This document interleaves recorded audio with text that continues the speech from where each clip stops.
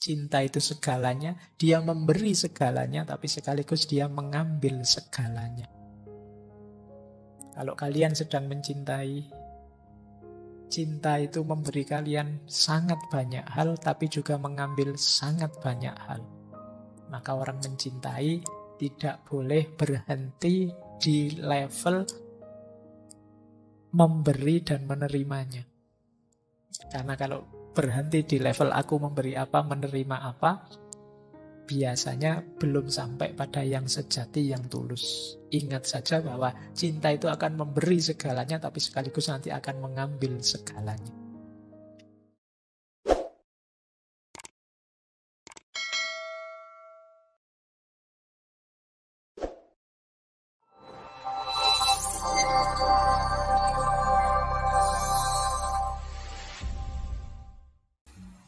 Assalamualaikum warahmatullahi wabarakatuh. Bismillah.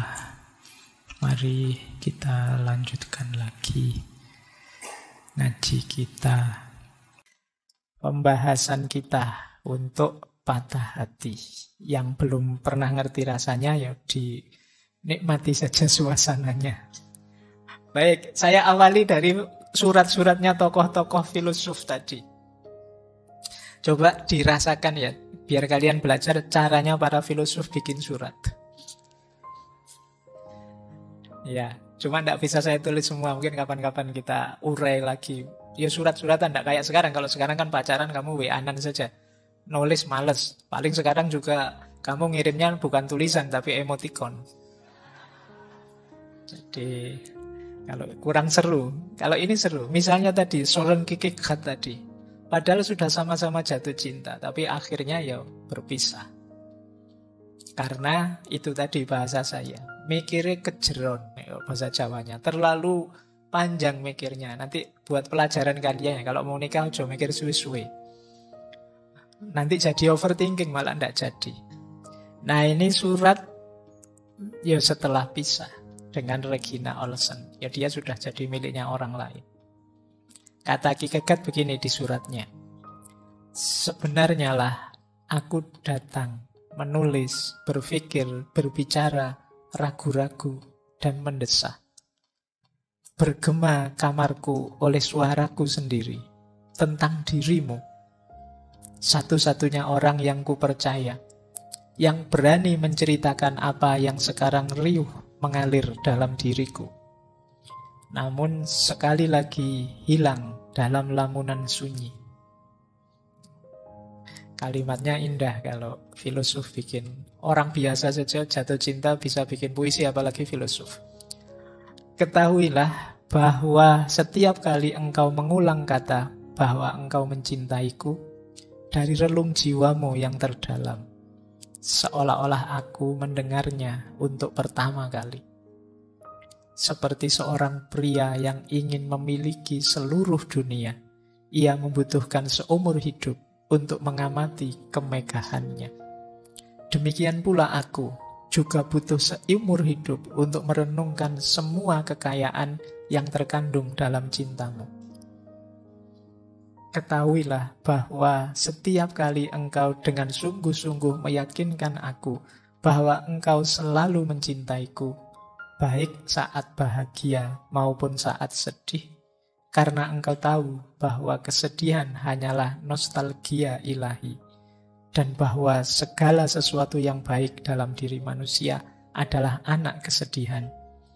Ketahuilah bahwa engkau sedang menyelamatkan jiwaku dalam api penyucian. Setiap kali engkau merasakan matahari yang segar, tolong pikirkan aku, karena pikiran dan jiwaku benar-benar mengarah ke matahari itu. Dan aku memiliki kerinduan yang mendalam untukmu, matahari di antara wanita. Ini Kierkegaard, sayangnya tidak jadi. Tuh. Ekspresi kecewanya dia. Ini ekspresi kecewa masih mendamba tapi tidak berani maju.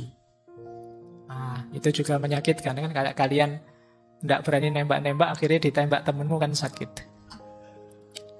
Beda sama Nietzsche tadi. Kalau Nietzsche itu kecewa, Nietzsche itu ceritanya nembak 3 kali, ditolak terus. Nah, sampai dia marah. Makanya ada surat yang nadanya marah dari Nietzsche. Kita lihat filosof yang marah karena hatinya dipatahkan. Ini saya potong, suratnya panjang. Cuma ini surat tidak dikirimkan pada Lo Salome, tapi dikirimkan pada psikiaternya Nietzsche yang dari Rusia. Jadi oleh psikiaternya dia disuruh nulis surat, sudahlah ungkapkan kemarahanmu apa yang ada di hatimu. Lahirnya antara lain surat ini agak panjang, saya potong 1 paragraf saja. Kalian juga begitu ya, siapa ngerti ada yang patah hati, kamu nulis saja yang banyak. Sebanyak mungkin, siapa ngerti bisa diterbitkan. Ya, kan lumayan. Nah ini kalimatnya nih sebegini, lo, bahwa aku sangat kesakitan, itu tidak masalah jika dibandingkan dengan masalahmu, lo. Aku belum pernah bertemu orang yang lebih menyedihkan dibandingkan kamu. Engkau tidak sadar diri meskipun pintar. Mampu memanfaatkan apa yang diketahui tapi naif. Tidak menyadari kekuranganmu. Ini setelah ditolak dia begini. Tulus dan adil dalam hal-hal kecil namun keras kepala. Dan secara umum dalam sikap total terhadap kehidupan munafik.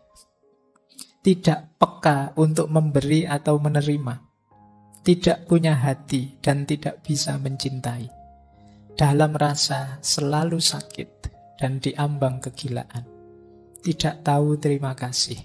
Tidak punya malu terhadap yang selama ini tulus membantumu. Itu terasa ya, kecewa, marah.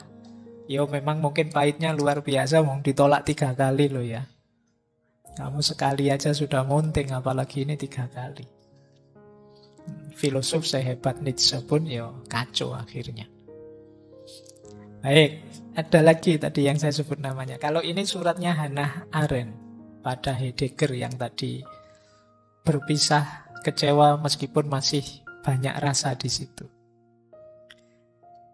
Kata Hannah Arendt begini, jangan lupakan aku dan jangan lupakan betapa banyak dan dalamnya aku tahu bahwa cinta kita telah menjadi berkah dalam hidupku. Pengetahuan ini tidak dapat digoyahkan. Bahkan hari ini, ketika sebagai jalan keluar dari kegelisahanku, aku telah menemukan rumah dan rasa memiliki dengan seseorang yang mungkin paling tidak Anda pahami. Aku mencium kening dan matamu, Hannahmu. Ini sudah tua ngirim surat ini. Jadi karena sudah berpisah lama, dia sudah menikah dengan orang lain. Jadi masih nyambung meskipun tidak bisa bersatu. Ada lagi yang tadi ya, yang Sartre. Ini suratnya Simone de Beauvoir. Orang yang ingin mencintai tapi tidak mau terikat. Maka kalimatnya agak unik. Aku tidak memikirkan hari ketika aku akan bertemu denganmu lagi. Aku tidak perlu melihatmu. Karena aku tidak pernah berpisah darimu. Aku masih di dunia yang sama denganmu. Aku mencintaimu. Engkau sebenarnya tidak meninggalkanku. Ini kalimatnya kalimat isyarat, agak ambigu. Jadi berpisah atau tidak berpisah sama saja. Mau datang ayo, tidak datang juga tidak apa-apa. Kalau kamu pergi, bagiku engkau tidak pergi kok. Engkau masih ada di dunia yang sama dengan aku. Engkau tidak pernah hilang dari diriku. Jadi terserah kamu mau kemanapun, situasimu seperti apapun, engkau masih ada di hatiku. Itu Simone de Beauvoir. Karena Sartre ini agak nakal orangnya. Gonta-ganti perempuan sering. Tapi ya memang filosofinya begitu. Ya, teman-teman jauh lebih arif untuk menyikapi mana yang boleh diikuti, mana yang tidak. Tapi ini menggambarkan dinamika hidupnya para filosof. Baik, semoga sudah bisa ditangkap soulnya kepatah hatian para filosof ini. Sekarang saatnya kita belajar dari mereka. Kalau hatinya seperti itu, sekarang filosofi mereka apa ketika patah hati itu? Kita mulai ya. Kita awali dari tadi Søren Kierkegaard, bapaknya eksistensialisme. Søren Kierkegaard ini eksistensialisme agak humanistik, cara berpikirnya agak manusiawi. Itu ringkasan pandangannya Kierkegaard tentang cinta sebelum nanti ada penderitaan atau patah hati. Itu kalimat-kalimatnya lengkap. Kalau teman-teman ingin mendefinisikan cinta, boleh meminjam teorinya Kierkegaard ini. Kata Kierkegaard, manusia itu terlahir ke dunia ini untuk memberi dan menerima cinta. Tanpa pengalaman itu, hidup akan jadi hampa. Jadi kalau ada yang tanya, untuk apa aku hadir ke dunia? Untuk mencintai dan untuk dicintai. Tidak kok, kita itu untuk berbuat baik kok iya. Ketika kita berbuat baik, kita akan dicintai orang. Dan kebaikan puncak itu tidak lain ya cinta itu sendiri. Jadi hidup ini ya isinya hanya untuk mencintai dan dicintai. Hubungan kita dengan apapun ya puncaknya nanti cinta. Termasuk dengan Tuhan. Jadi ini jawaban versi Kierkegaard. Ya tentang cinta, ya cinta itu sebenarnya ya amanat hidup. Bahwa kita ini hidup untuk mencintai dan dicintai. Jadi ini idealnya begitu. Meskipun ya banyak orang lupa hari ini, lupa bahwa dia juga perlu dicintai. Berarti apa? Jangan melakukan yang buruk-buruk. Jangan melakukan hal-hal yang menyakiti hati orang lain. Jangan berperilaku yang menyusahkan orang lain. Nanti mereka tidak cinta ke kita. Kalau tidak cinta ke kita, itu akan ada kegelisahan tersendiri dalam diri kita. Karena di antara fitrah kita, itu fitrah untuk dicintai. Kalau ada orang tidak senang dengan kita, benci dengan kita, itu kan kita tidak nyaman. Meskipun kita merasa kita yang benar. Padahal tadi aku yang benar loh, mengingatkan. Kok dia marah-marah? Itu kan kita gelisah. Kenapa begitu? Ada fitrah dicintai. Tidak ada fitrah mencintai dalam diri kita. Kalau disukai orang, disenangi orang, itu kan kita suka. Kita nyaman. Jadi kita melakukan aneka kebaikan, aneka pencitraan. Itu kan bagian dari dorongan jiwa untuk dicintai. Baik di level paling lahiriah sampai level paling dalam.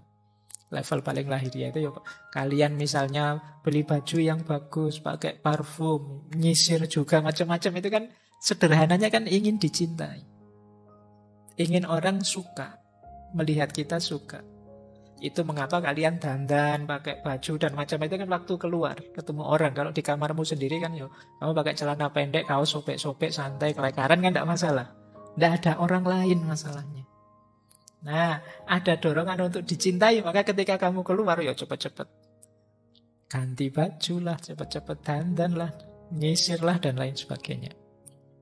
Jadi versinya Kierkegaard ya, manusia itu lahir ke dunia untuk memberi dan menerima cinta. Kalau tidak ada ini, hidup rasanya hampa. Tidak ada orang atau sesuatu yang kita cintai, dan kita juga tidak dicintai balik.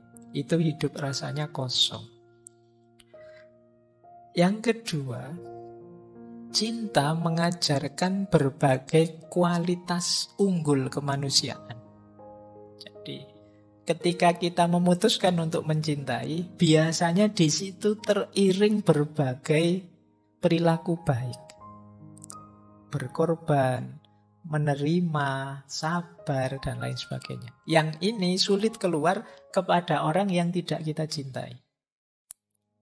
Maka mencintai itu memancing lahirnya sifat-sifat baik, perilaku-perilaku baik. Sehingga dia jadi penting. Yang ketiga, cinta itu membuat hidup lebih hidup. Kalian bisa merasakan lah ya, waktu jatuh cinta, waktu mencintai, itu kan meluap-luap jiwamu. Pengen ketemu terus, pengen dekat terus, pokoknya bergairah sekali hidupmu. Kebalikannya yang sedang patah hati. Rasanya dunia gelap mesti. Tidak tahu mau apa lagi. Tidak ada yang enak mau lakukan apa-apa. Kebalikannya. Jadi dalam budaya Jawa ada peribahasa urip itu urup. Hidup itu nyala. Itu kalau kamu telusuri maknanya lebih jauh, yang dimaksud urup itu apa? Nyala cinta. Menghidupkan hidup itu tentu saja dengan cinta. Hidup yang tidak sekedar hidup itu cinta. Jadi ini versi eksistensialisme. Jadi kalau ingin eksis jadi orang yang hidup, ya mencintai. Karena cinta karakter yang paling luhurnya manusia. Kemudian cinta itu memanusiakan manusia, membuatnya ingin lebih baik. Karena tadi kita itu selain ingin mencintai juga ingin dicintai. Baik untuk mencintai maupun dicintai, itu kan perlu meningkatkan kualitas diri kita.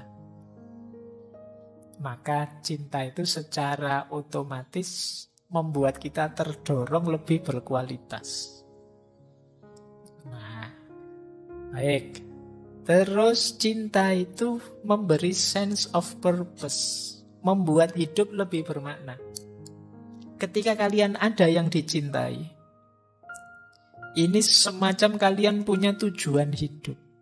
Untuk apa? Kebahagiaan yang dicintai, keberhasilan yang dicintai, kesuksesan yang dicintai. Ini namanya sense of purpose.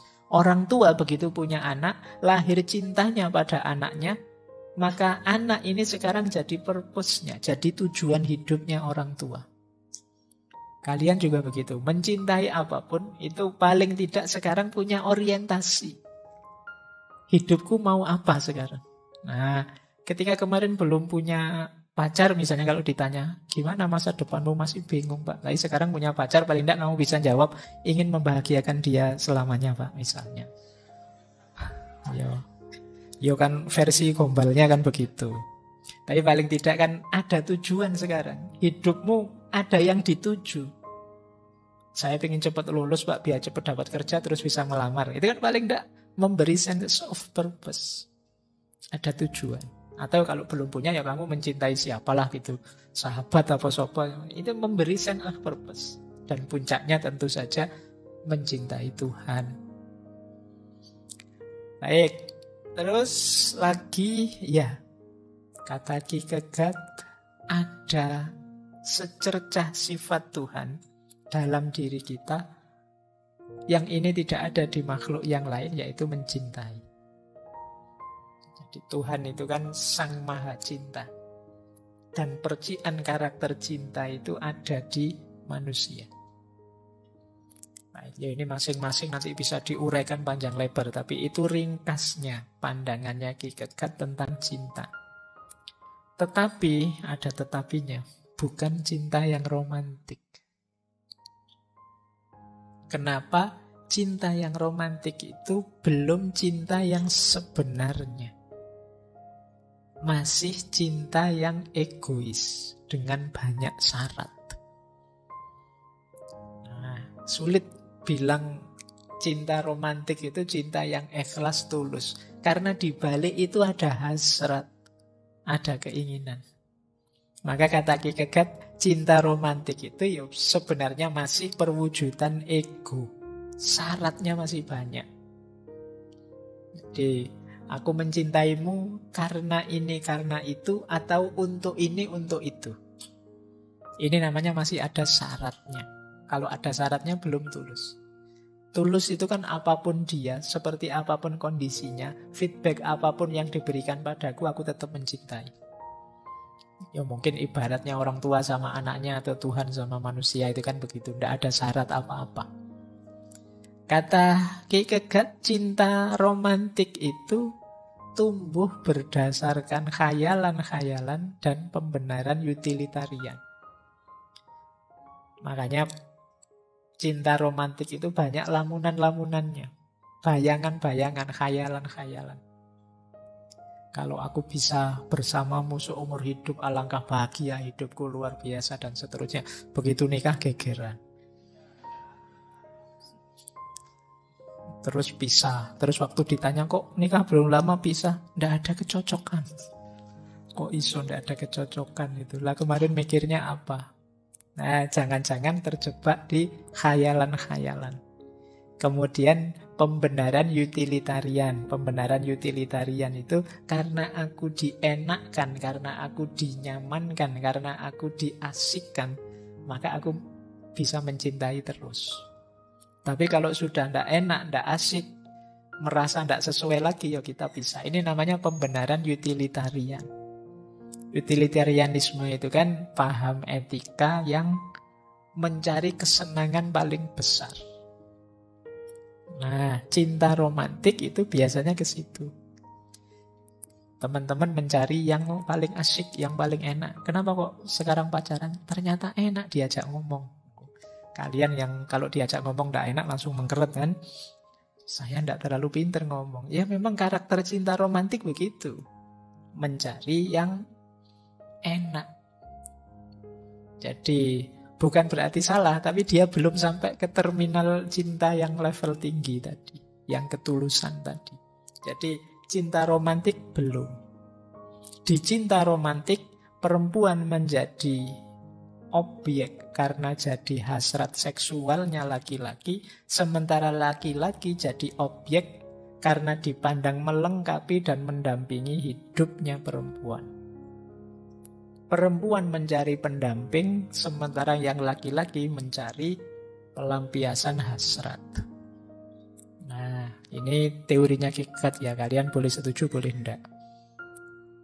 Kalau jujur mungkin ya setuju. Meskipun alasanmu ndaki-ndaki cinta tulus, ndak pamrih, ndak apa, ya ujung-ujungnya nanti ke situ. Nah, ini pandangannya Kierkegaard tentang cinta romantik. Makanya di cinta yang jenis ini, ya nanti banyak muncul penderitaan. Banyak muncul patah hati. Sulit menemukan misalnya orang tua yang patah hati dengan anaknya misalnya. Kenapa? Cintanya jauh lebih tulus. Meskipun kemarin oleh Kopingho juga dikritik, kadang-kadang juga tidak tulus. Tapi sulit. Lebih banyak menemukan kasus patah hati itu di cinta romantik ini. Kenapa? Ya masih banyak pamrihnya, jadi masih banyak kecewanya. Meskipun begitu, kata Kierkegaard, ya memang yang namanya cinta itu gandengannya penderitaan. Kenapa? Karena cinta itu tidak egois. Kata Kierkegaard, penderitaan itu bagian paling penting kalau kita ingin memahami cinta. Mustahil kita mengalami cinta sejati kalau kita takut terluka. Makanya tadi yang mau nyaman-nyaman saja, mau enak-enak saja, pasti akhirnya patah hati. Dan justru terlukanya di situ. Begitu mencintai, kita harus siap menderita. Kenapa? Di antara karakternya cinta, kalau versinya Kierkegaard itu ya di balik itu ada rasa sakit. Jadi meskipun begitu, kalau cinta sejati dia tidak mudah menyerah. Justru kesusahan, kesulitan itu akan menguatkan cinta. Nah ini ceritanya banyak lah ya di sinetron-sinetron. Kan mesti sulit, tapi kan terus happy ending. Kalau udah happy ending ya mati bareng. Kan begitu cerita-cerita cinta itu. Tapi kan luar biasa. Penderitaan justru memperkuat. Cinta yang mulus-mulus saja, ya hati-hati itu. Biasanya yang tidak terlalu rekat. Coba cinta itu dihalang-halangi, wah bisa. Romeo and Juliet itu kalau diizinkan tidak ada yang menghalang-halangi, ya mungkin jadi kisah cinta biasa, terus kawin, punya anak, gegeran, cerai. Dia jadi luar biasa karena banyak penderitaan di situ. Sehingga keterikatannya tambah kuat. Sehingga kata Kierkegaard, penderitaan dalam cinta itu perekat. Jadi membuat tambah melekat kita. Cintanya tambah kuat. Oke, ya meskipun begitu jangan cari-cari masalah ya. Ayo kita cari penderitaan yuk biar tambahannya ya tidak begitu. Biasanya ya mesti ketemu. Mungkin penderitaan dari luar atau dari dalam diri kita sendiri dan lain sebagainya. Pasti ada, karena memang include dalam paketnya cinta itu penderitaan. Paling tidak penderitaan ketika kita mengalahkan ego. Menaklukkan ego itu kan sakit. Tapi dalam cinta ya syaratnya itu. Kalau ingin sampai pada cinta yang sejati. Baik, jadi ada kalimat dari Kierkegaard itu, kita tidak bisa mengaku cinta pada seseorang kalau kita tidak mau sengsara demi dia. Kok di fase-fase sulit malah, wah ternyata berat pacaran sama kamu ini, bisa saja ya, ya sudah, berarti itu bukan cinta. Kemarin negosiasi. Jadi ingin nyari enaknya saja. Tidak hanya cinta dengan pasanganmu, cinta dengan Allah, cinta pada orang tua, cinta pada sahabat. Itu dibalik itu include kesulitan, include berat, include mungkin rasa sakit, rasa pahit. Tapi itulah yang menguatkan. Jadi tidak usah khawatir, misalnya demi cinta kita pada Allah maka tidur kita kurangi, sepertiga malam kita bangun, itu kan berat. Enak-enaknya tidur disuruh bangun. Tapi di situ justru rasa kedekatan kita dengan Allah tambah kuat. Sama orang tua juga begitu. Mungkin membantu orang tua apa, itu kan rasanya berat. Tapi di situ kita tambah dekat dengan orang tua.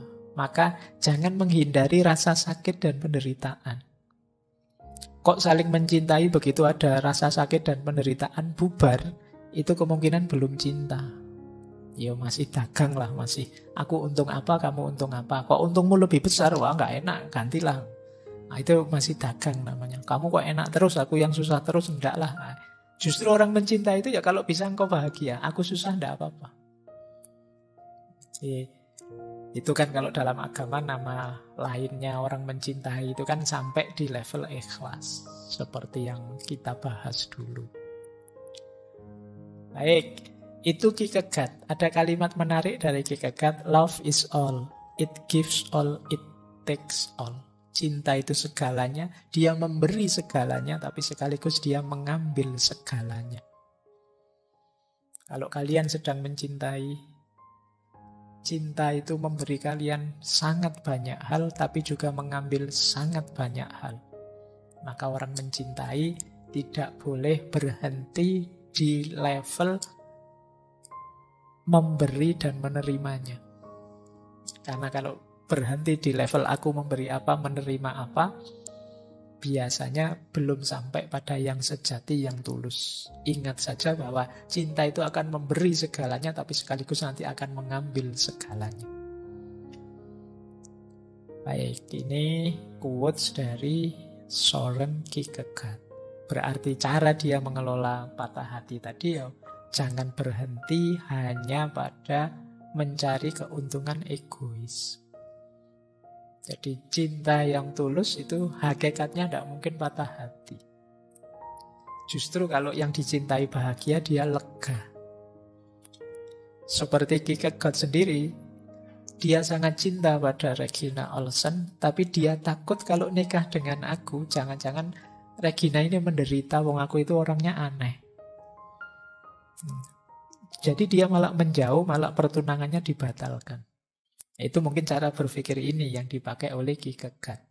Dia khawatir menyakiti, dia khawatir menyusahkan pasangannya. Meskipun sudah jelas-jelas Regina ini sangat cinta pada Kierkegaard. Baik, ini versi lembutnya.